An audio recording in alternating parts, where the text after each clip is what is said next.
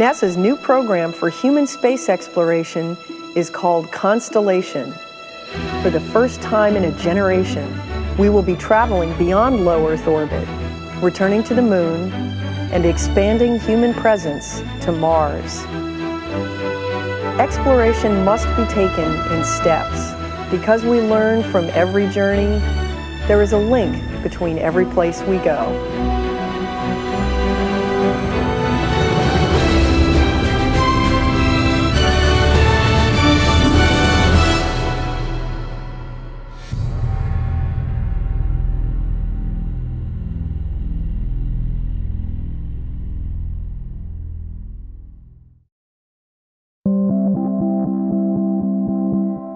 Before humankind travels to Mars, there's a lot of work to be done. With every mission, we get smarter about exploration, learning the capabilities of our hardware, learning about the environment, building partnerships, and ultimately reducing the risks of spaceflight through our knowledge gained.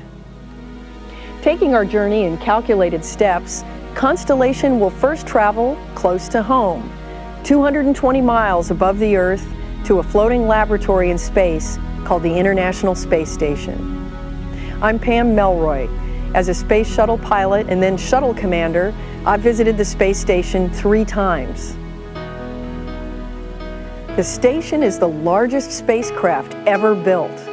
Constructed piece by piece in low Earth orbit, it is the greatest engineering feat humankind has ever attempted.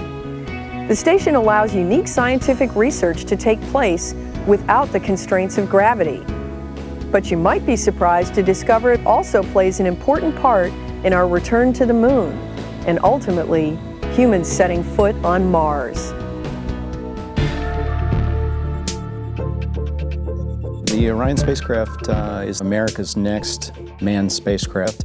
So the vehicle is going to be capable of low Earth orbit operations and also capable of going beyond low Earth orbit. This new spacecraft design takes advantage of being able to do both. It's a very flexible design. Orion serves a need for space station. It brings crews back and forth. It brings supplies, some supplies back and forth, some critical things with it. But the missions to space stations serve a big purpose for Orion as well.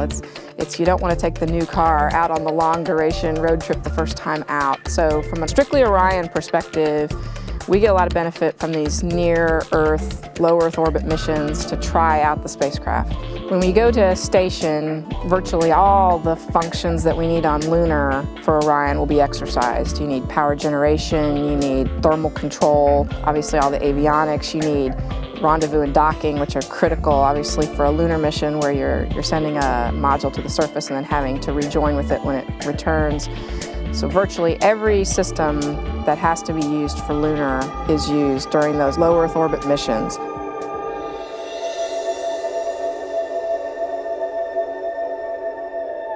The normal crew rotation on space station is getting to be right around 6 months.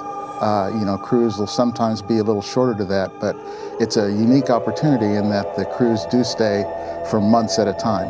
As we all know, when you put a human into a gravity-free environment, it's a new environment for the body, and the body is a very plastic thing and adjusts. And so your bones start to lose bone mass. Additionally, your muscles also become weaker because you're not using them every day to fight gravity as you do here. And even your ability of the body to control itself from a sensory motor standpoint, how your brain controls the actions of your body, has all been developed against a gravity environment. When that goes away, your motions have to be basically reset.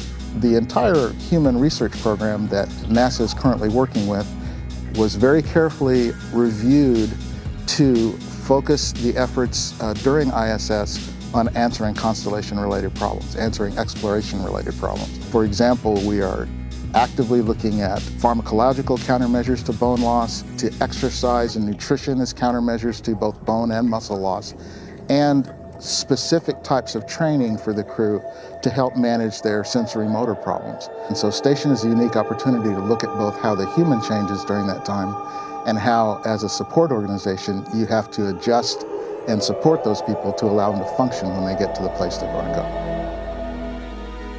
Building on our experience in low Earth orbit, Orion and its lunar lander Altair will travel over 200,000 miles to the Moon. The missions will be far more complex than the Apollo lunar program. Astronauts will be able to land anywhere on the Moon, stay longer than the Apollo astronauts were able to, and explore the Moon like never before.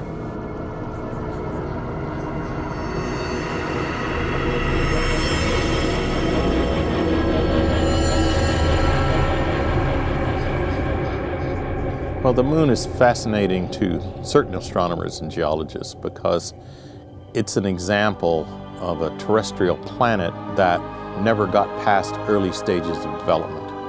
So on the Moon, we can look at features and processes that have been preserved for 3 to 4 billion years and see things that probably were happening on the Earth but have been erased by all of the erosional processes on the Earth. So the Moon, however, is like a history lesson and a textbook on the early days of the solar system.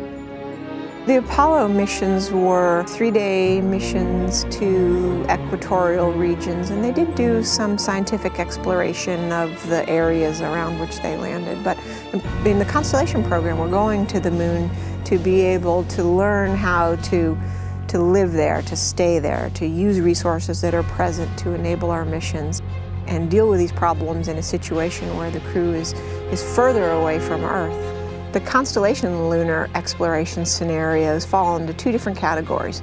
With the Altair lunar lander, we can set a crew of 4 down anywhere on the surface of the Moon and sustain them for 7 days, whether it's to deploy a telescope or perform a geologic expedition. There's another configuration, another variant, if you will, of the Altair lunar lander, and that's called a cargo lander. And this Altair cargo version will enable us to deliver large pieces of a lunar outpost infrastructure, like a big habitat or several pressurized rovers or a large power generation capability. All the necessary building blocks of a lunar outpost, and this outpost will sustain a crew of 4 for missions up to 180 days. So the Altair lunar lander will be the mode by which we bring the crew back and forth. It will take the crew there, wait for them for their 180-day stay, and then be capable of bringing them back to the Orion spacecraft in low lunar orbit. The Constellation Lunar Program operations will really be focusing in on what are the capabilities and the techniques that we need to develop to master in order to reduce the risks associated with sending humans to Mars. As an astronomer, I've always found Mars to be one of the most fascinating planets in our solar system.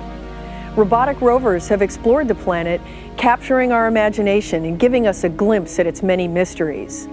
Ultimately, the Constellation mission plan works towards building on this knowledge and putting human scientific expeditions on the red planet. Mars is a planet which is more geologically complex than the Moon, and it has had water on it at some time, interacting with it. And we see huge tectonic features and gigantic volcanoes. I mean, the Olympus Mons is one of the largest volcanoes in the solar system, about the size of the state of Arizona. So these features are new things to investigate, and of course there's always the intriguing possibility that early in the history of Mars, when there was water, there might have been the early development of life forms or something precursors to life. Human exploration of Mars is different than any mission we've conducted before. During Apollo, the missions were fairly short, 3 days there, 3 days exploring the surface, and 3 days coming back. But with human exploration of Mars, it's much more difficult. It'll take about 6 months for the crew to get out to Mars. That's about what we do on Space Station in a crew rotation mission, so we're learning a lot there. Once crews get to Mars, they'll explore the planet for about 500 days, waiting for the proper alignment between Earth and Mars. And when that alignment occurs, it'll take about another 6 months to come back. So overall, it's about a 2.5-year mission. Again, 6 months out, 1.5 years there, and 6 months coming back. Future human exploration of Mars will be a stepwise progression, starting here on Earth analogs, learning how to test systems and how things operate. Constellation systems that we're developing today will feed in very nicely to future human exploration of Mars. Launching the Orion capsule fits in perfectly in terms of delivering crew to low Earth orbit, up to 6 crew. The space station fits in terms of being a very vital test bed for human operations in space. Future systems that we're going to land on the surface of the moon, the habitats, the pressurized rovers, the power systems, all of those elements will be, if not identical, very similar to the systems that we'll actually take to Mars. So everything we're doing today within Constellation has a very strong feed forward from the space station to the moon, all the way to future human exploration of Mars.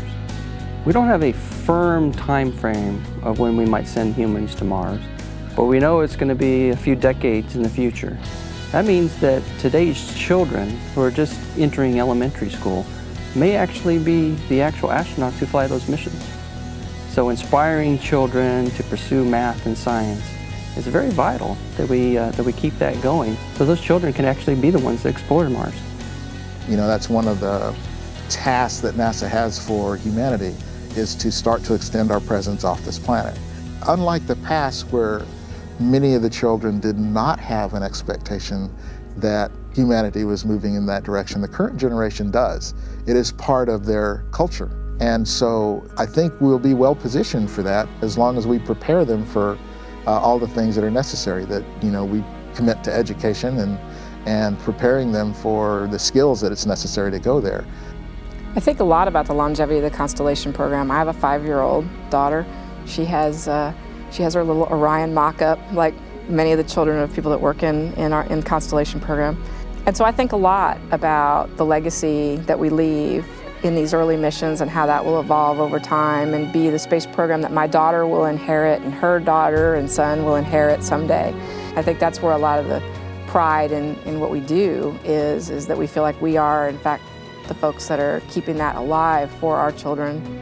So we're now looking at a process of human movement out into the solar system, which has more than just technical implications. It has sociological implications in terms of technology development, in terms of inspiration of youth, in terms of demonstrating leadership in the world, in terms of creating new opportunities for economics and economical development in space, and scientific implications. From Earth orbit to the moon, to Mars and beyond, Constellation is taking a vision for space exploration and turning it into a strategic mission plan. To extend our human presence farther than we have in the past, Constellation will overcome many challenges, make new discoveries, push technology, and write new chapters in space history, one destination at a time. Along every planned step of our journey, we will not only try to answer the mysteries of our solar system, but also satisfy our human desire to explore.